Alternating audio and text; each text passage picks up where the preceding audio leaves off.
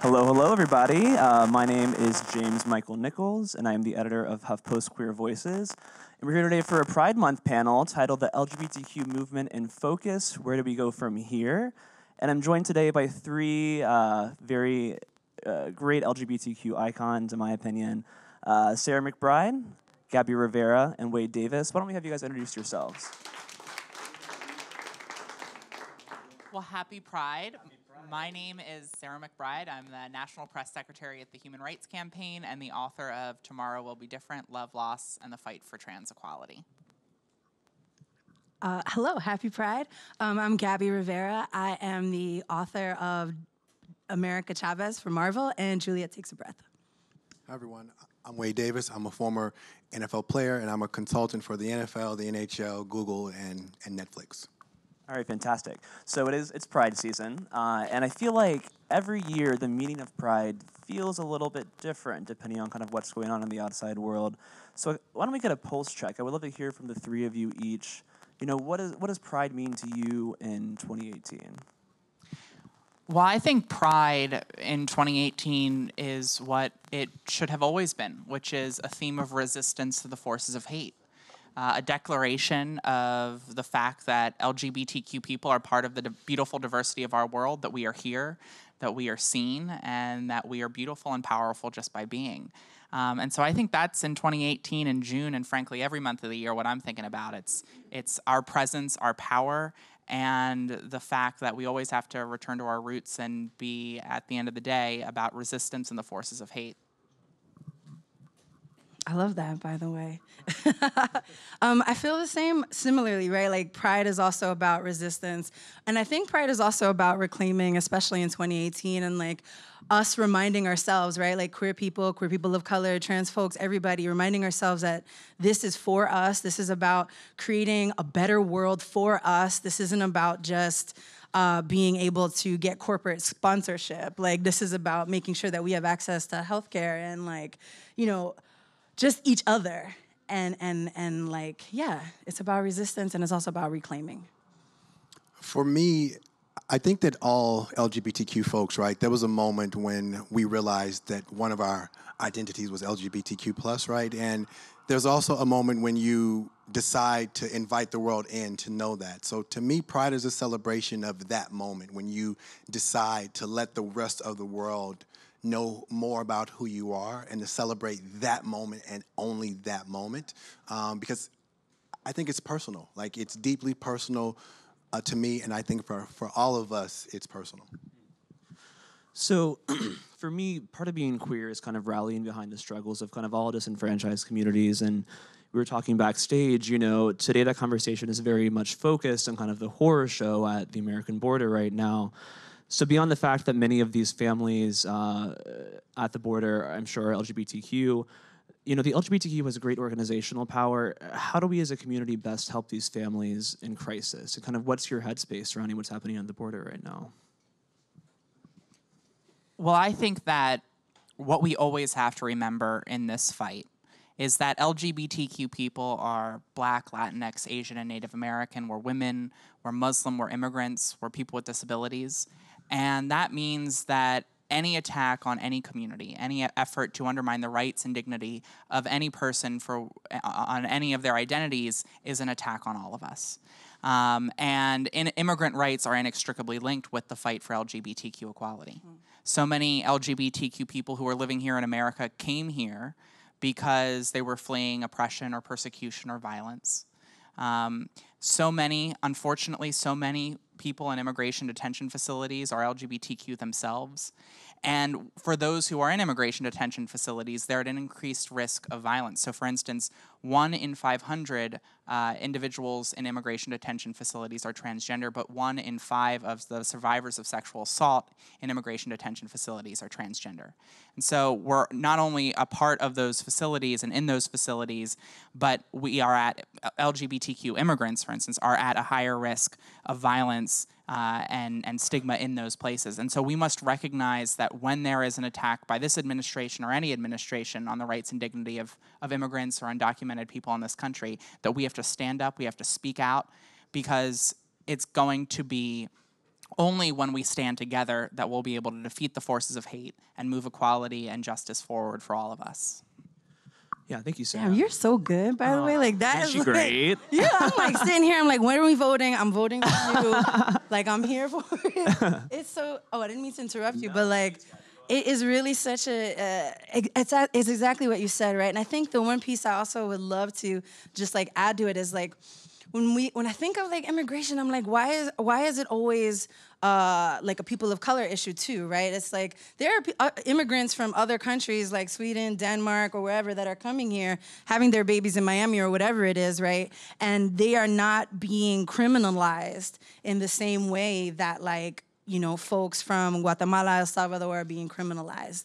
So I think it's also like when we talk about LGBTQ issues, it's like what that goes beyond like marriage, that goes beyond so many things. It's like this is part of our problem when we incarcerate folks, right? This is also incarceration. It's not, it's like, let's use the words, right? Like detention centers, concentration camps, like this is not like these little kids are on vacation and people are like having a good time. This is like very, very like part of what America does.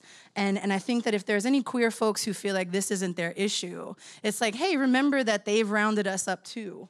You know what I mean? Like queer folks, disabled folks, like it is all the others.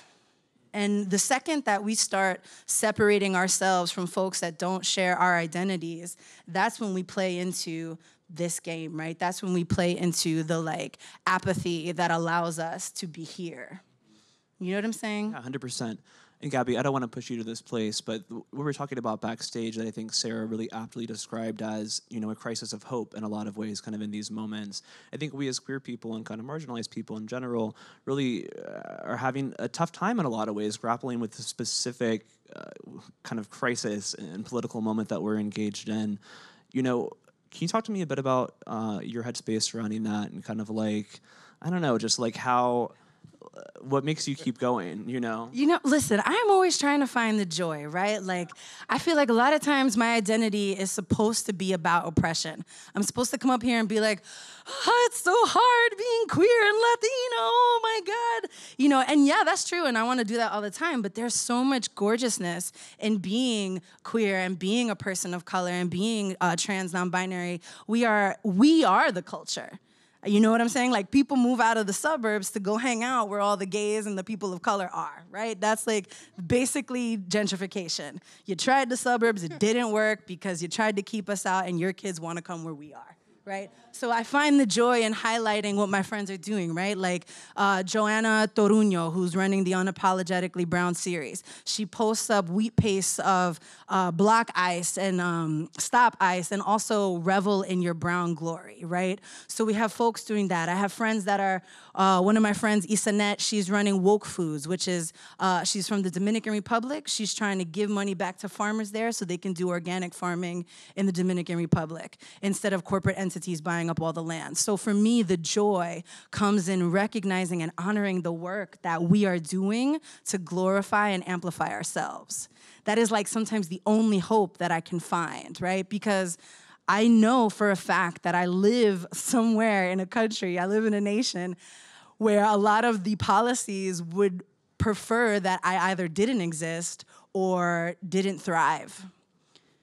There, you know what I'm saying? So it's like really hard every day to get up and be like, well, where's the joy? Where's the goodness when I know for a fact that like they could care less? Mm-hmm. You know, like they as in the administration, they as also in the history of America. When in the history of America have the people here reckoned with like what has happened to like African slaves and like Native Americans and like queer folks, and just when has there been a really honest reckoning? Mm-hmm. One that's like, hey, we did this to you, we're sorry, let's start over. Mm-hmm.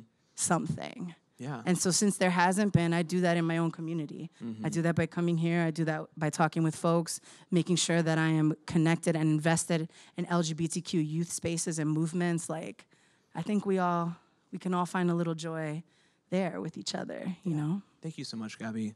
Yeah. Wade, I want to bring you into the conversation because when I think about these things too, I think about, masculinity and the way masculinity has shaped the history of this country and so many of the social issues that we still grapple with today. And I know that masculinity is a big topic for you. You used to be in the NFL. I'd love to hear you talk about, how can we kind of rethink or reimagine masculinity kind of as a culture and a society as we continue to move forward? Well, so the first thing I want to say is I'm intentionally quiet because we as men always have a microphone, so I want to hear two women identified folks get to actually talk while I just shut up and listen, right? Two, I think from a masculinity standpoint is that we as individuals who identify ourselves as masculine, which is a word that I actually don't like because, what does it even mean, right? But we have to define for ourselves as an individual what it means to be a man, right? And not allow those around us to create these really narrow spaces where we can show up as a man, right? Because as long as there is a definition about what it means to be a man or a woman, there will always be someone that won't fit into that actual box, right? And, as James Baldwin kind of talks about, is like power erodes and it at some point will attack us all. So my work is specifically about how do I have discussions with men where they can define what it means to be a man, what masculinity means for themselves, and not have it be contingent about how someone else views them. Far too often, we as men in general, we're looking for other people to affirm us. Like, we love to say things like, I'm courageous and brave and all of that stuff. Well, be courageous and be brave enough to be yourself, because that's all that we're supposed to do is learn how to be ourselves and no one else. Because I can't be Kanye, I can't be Jay-Z, they're already taken. But I can figure out what it means to be Wade. Very well said. Sarah, one thing that I've been thinking quite a lot about recently is the increasing visibility surrounding trans people in the political sphere, which is very much your world, the world of politics. One thing that I think is really exciting about that is that it kind of gives me hope in a lot of ways. But I'd love to hear you talk about, what kind of needs to happen surrounding mainstream representation of trans experience kind of on a larger scale for us to kind of fully engage in a meaningful cultural shift, excuse me, surrounding trans life in public space. Well, I think that one of the things that even in the face of a hateful administration, even in the face of legislative and legal attacks on our rights, that we can continue to move forward is social equality and visibility. And I think we have seen over the last 5 to 10 years an incredible increase in visibility for transgender people. People like Janet Mock and Laverne Cox, so many others who are sharing their stories publicly, so many others who are not just existing but thriving in different industries, from business to the arts to now politics, as you mentioned. In the last election, we saw a record number of transgender candidates elected to public office, including Danica Rome, the only out transgender state legislator in the country right now. And I think that there's no question that if you aren't at the table, then you're on the menu. And whether that's in politics, whether that's in business, whether that's in the arts, whether that's just in society in general, in order for us to tackle the challenges of a diverse nation, we have to have that diversity represented in the legislatures, in boardrooms, in all of the different spaces where the decisions are being made. Because if we don't, then we're not going to craft solutions that truly meet the needs for the most marginalized in our country, for those living at the intersection of multiple marginalized identities. But I think, and I think that as we move forward in that visibility, I want to see more storylines that reflect the full diversity of the trans community. I want to see more storylines that don't just focus in on transitioning, but reflect transgender people after they've transitioned in living their lives and with their families and friends and pursuing their dreams. Because I think one of the most incredible things that we've seen over the last few years is, on the question of how do we find hope? Because I find myself struggling with that same crisis of confidence and crisis of hope that so many others do. And I find hope in recognizing that there is a generation of young transgender people who are doing what once seemed impossible to me growing up. They are both living their truth and dreaming big dreams all at the same time. And that is a reflection of how far we've come. Of course, there's still so much work left to do, but we are reminded, and I think this Pride especially, we should always be cognizant of the fact that as difficult as these challenges are, as much work remains, we have already transformed impossibility into possibility into reality. And frankly, if we've done it before, then I know we can do it again. Very nice, Sarah. Gabby, God, I love it so much. whenever Sarah talks, I just want to clap after. Gabby, let's hit you with this question. I'd love for you to talk a bit about, when you think about kind of all that you learned and gathered about yourself over the years as a queer person, we have all these young queer kids kind of living out visibly in really proud ways today. Kind of what advice would you give to a young queer person growing up in today's world? Yo, listen, the young people, they got it. You got it, honey, is what I got to say to you. Like, you young people are sticking up for each other. They're defining not just their sexualities and their gender presentations, but like everything about who they are and how they need this world to change. And so I feel that like my advice to young people is to keep doing what you do and to keep demanding more, demand better, and to not be afraid to like take the structures that we've created and burn them the hell down and build the thing that's actually gonna serve you and your community. And when you see adults like us, put us to task. Remind us that it is our obligation and our duty to support you and to not just put what we needed, what we once wanted, onto what we think you deserve and what you should have. It is also a call to like other older like queer folks, again, like that have survived, like if you are not invested in LGBTQ youth communities, then what are you doing? Because our young people, as vibrant and as beautiful and as smart and as change the world ready as they are, they still need that support and love, right? They still need folks with access to resources. Like, I'm 35. I finally have a job. Look at me. I have a job. I have money. Look, I have time.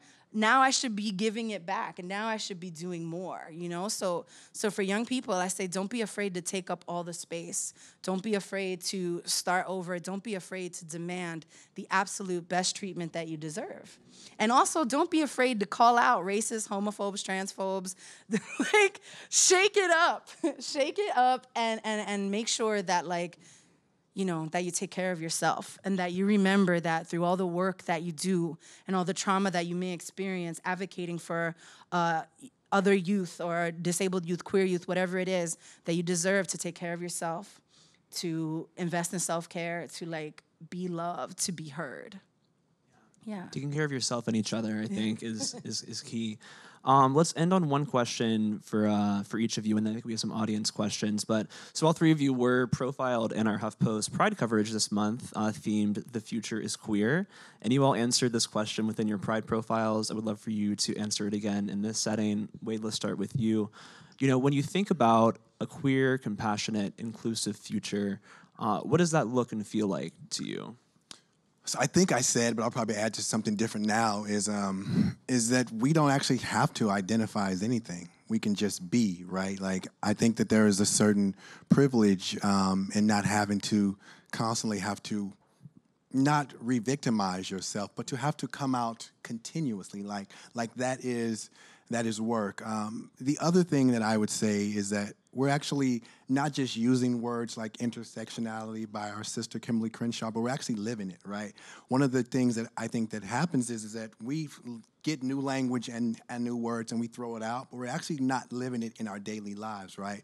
And are we investing in organizations that are working at the margins of the margins, right? Like, are we actually giving our money to trans organizations that are doing work with trans women of color? Not just the larger ones that we know and think about all the time, but the ones that are actually on the ground floor. Like, that's what a queer future looks like to me. Gabby, you want to take it? Man, listen, I hope that queer future is like something that I can't even fathom, right? Like, if you think, I was reading a lot of like Jose Esteban Munoz. He's like the queer theorist, and he was saying that like queerness is something that like you never actually are.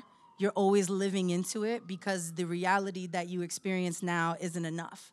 And you're by definition of queerness, you push into and you create the world that suits you, right? So my idea of like a vibrant queer future is where we don't even have to like be on stages like this, kind of like what you were saying, where we are in control of our destinies, where we have been able to dismantle a system of capitalism that doesn't work for us, where we've been able to dismantle systems of incarceration and corporate like entities running amok, where the young people have been able, and we've been able to dismantle all these systems that don't serve us and that are killing us, and make something even more beautiful and make something that is really sustainable for everybody.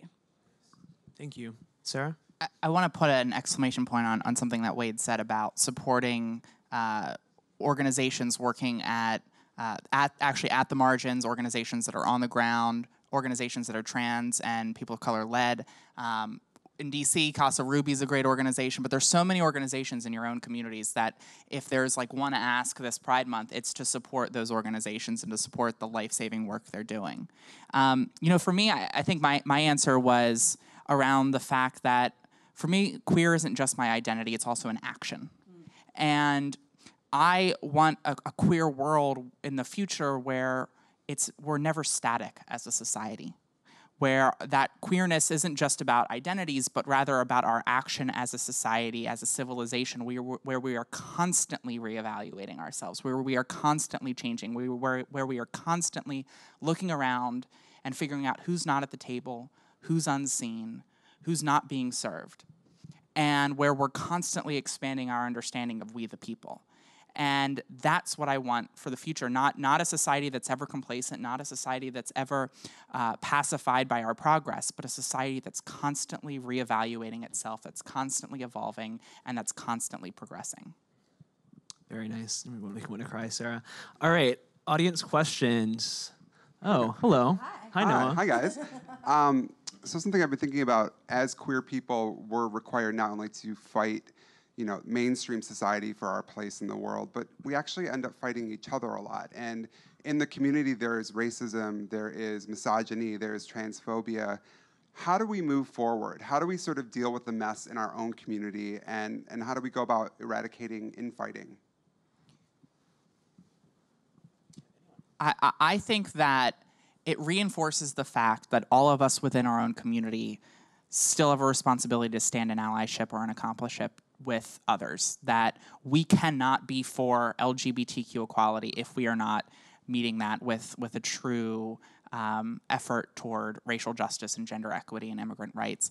And so I think for me, one, it underscores that existing prejudice that remains in our community, underscores the responsibility that each of us have in the spaces we are in to constantly be challenging those prejudices. One of the things that I think we really struggle with prejudices across the board as a community. One that I think we don't talk enough about is the Islamophobia that exists in our community. I think too many LGBTQ people have bought into this idea of Islam being antithetical to being LGBTQ, and that is not true. There are Muslim voices of faith who are pro-LGBTQ, and of course there are LGBTQ people who are Muslim. And so I want to make sure that we are constantly speaking out, recognizing that we have a responsibility within our own community to be allies to others in our own community. I would just add that I think as a community, we forgot how we got here, right? Like, specifically, like if you look at, let's take President Obama or even Hillary Clinton, like, they were homophobic on Monday, just like my mom, right? They knew someone who was LGBT on Wednesday, and they were kissing babies who were gay on Friday, right?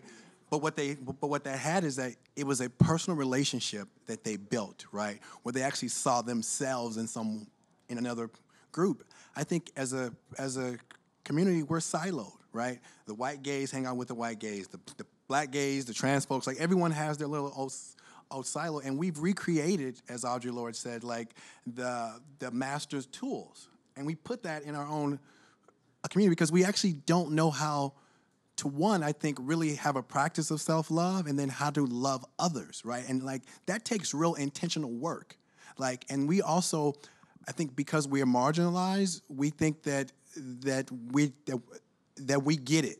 You know, it's like, well, I'm gay, so I know what you're going through. Well, actually, no. Like, this is a immigrant, queer, trans woman of color who has a completely different experience, and because we are lazy and saying that I want to connect with people who don't have my experience. I want to read about it. Like, I want to read Roxane Gay's book on hunger so I can understand what it means to be a person who's named obese and queer. Like, all of those things, like, we aren't doing that work. So for me, it's about us doing real work, emotional labor, as Brittany Cooper says, to really go a little deeper.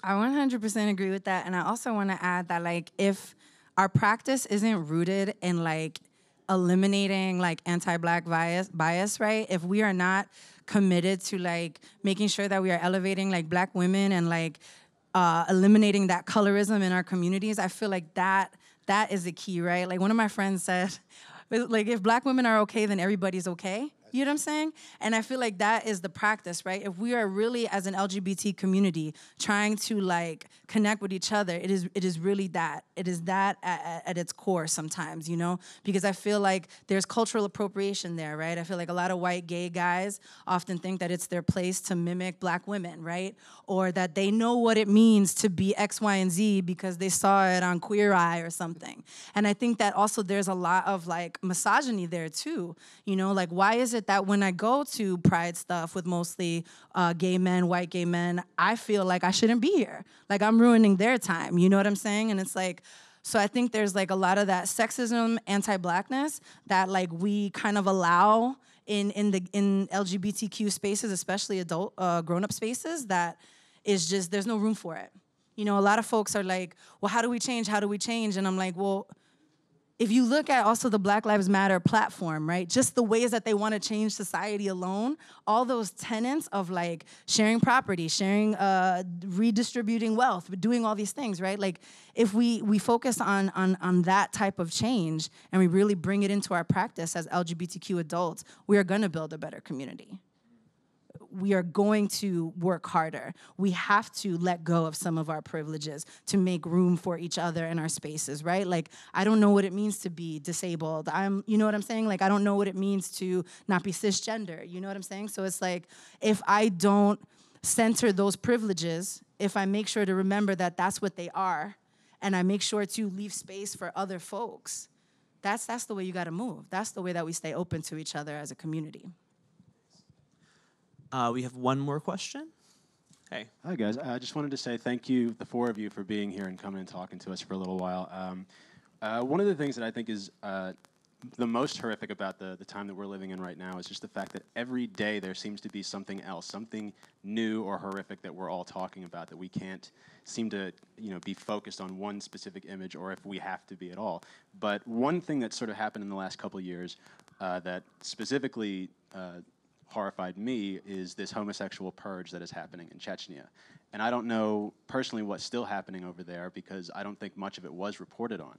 And I don't know what we can do now as citizens in a government that has pulled out of the UN Civil Rights Board. What can we do now to make sure these dictators are actually held to task? And how do we make sure as citizens that these other countries don't think that we're just sitting idly by and watching this happen to them? Well, that's a great question, and there's one of the byproducts of this administration has been that the United States has retreated from its role as an entity that at least tries to protect human rights abroad, and the Obama administration tried to utilize the platform and the soft power of the United States to help advance human rights. I think there's something, though, important that I know my colleagues and I are always mindful about when we're in the human rights space, which is that as Americans, we don't necessarily know the right way to go about advocating for the human rights of people in communities that are structured and look very different than ours.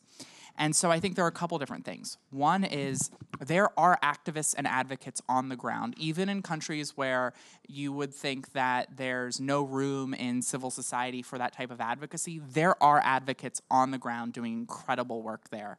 And so whether it's in Russia or whether it's in other countries that have criminalized homosexuality or have these anti-sodomy laws, find those advocates. There are organizations, there are entities that you can find online, and figure out ways to support them financially if you can, because they are doing incredible work. I was just in South Africa a couple months ago meeting with transgender activists from across the Southern African region, and I can assure you they are in every country doing incredible work right now, and they can be supported in that work right now.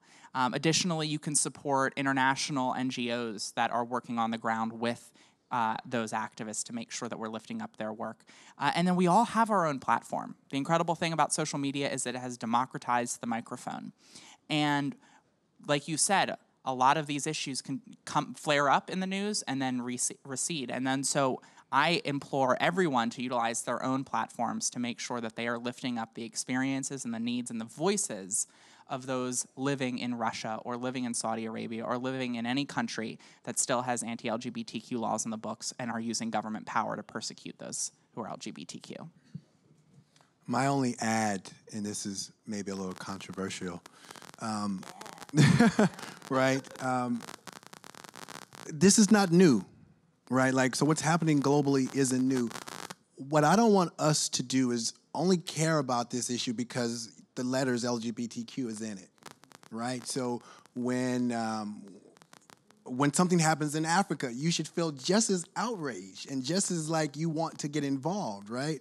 Or something happens in South America, like that's what we mean by like living intersectionally. Like we like to use language that queer women of color often create, right? But then we actually don't want to embody it. So if we are only outraged when it attacks our identity, we're missing the point that, as Baldwin told Angela Davis when she was in prison, if they come for you in the morning, they're coming for me at night.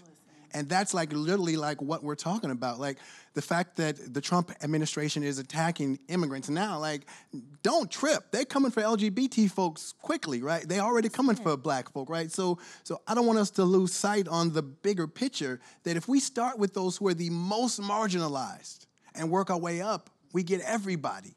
But if we start with those who got power or who, are already have certain levels of privileges, the money stops, the energy stops. The same-sex marriage movement taught us that, right? Like folks who had access to marry and wanted to get married, they got married. The money that was toward that movement is not towards trans women of color, and it ain't coming back because that wasn't about them. So I just want us to really hold that intention that like that, are we starting at the margins of the margins, and then we can get everybody. But if we start, or if we think it has to impact us for us to really care, then we're going to be back here. Like in 10 years or 20 years, your grandkids or nieces or nephews will be asking that same question. And I also think, like, I've done, like, advocacy work with LGBTQ youth. I've led youth programs with national organizations. I love working with young people. And when that was happening with the men in Chechnya, one of my young students was like, I want us to do a campaign around this. And at the time, I was working with Erica Hart. She was, Erica Hart is she's a sex-positive, like, cancer survivor, like, tremendous human. And I was like, hey, Erica, the young people want to do this. What do you think? She was in the position of my director, and she was like, I want you to push them to explore what specifically about this occurrence in Chechnya is bothering them beyond the gay stuff, right? Like, is it because these men look like them? That they're light-skinned, they're white, they're blue eyes, they're this. And it was a young white student that was pushing for this acknowledgement and this campaign. And I was like, damn, I gotta bring that up to the young people? Like, okay, Erica, But it's like, it's a good point too, in a sense, because it's like, what triggers our empathy and our sympathy? Is it like is it when gay white men are hurt and suffering? And like, is it when like when it's that in particular, what is the difference between feeling that level of empathy for those men and the level of empathy for queer black trans kids that are either incarcerated at the juvenile level or murdered on the street? You know what I'm saying? So like, you can do your global activism too, but always remember to be local and be present and know that whatever is happening there is happening here. And I think one of the other things is like, we always must remember like, what is our personal practice? I'm a writer. A lot of times protests make me anxious. I have panic attacks. So my writing is where I feel like I can do the most work. And whenever I can take that writing to young people spaces, LGBTQ spaces, elderly spaces, wherever I can take that practice, that's when I feel the most connected to bigger, smaller things in the community. So it's really like, what is your practice? How are you as an LGBTQ person or just a human in this world? How are you showing up for yourself and the community around you? Thank you for that. All right, I think we are out of time, but Sarah, Gabby, Wade, it's been a pleasure. I've really enjoyed this conversation quite a bit. This has been LGBTQ Movement in Focus. Where do we go from here? Happy Pride, everyone. Thank you so much. Happy Pride. Pride.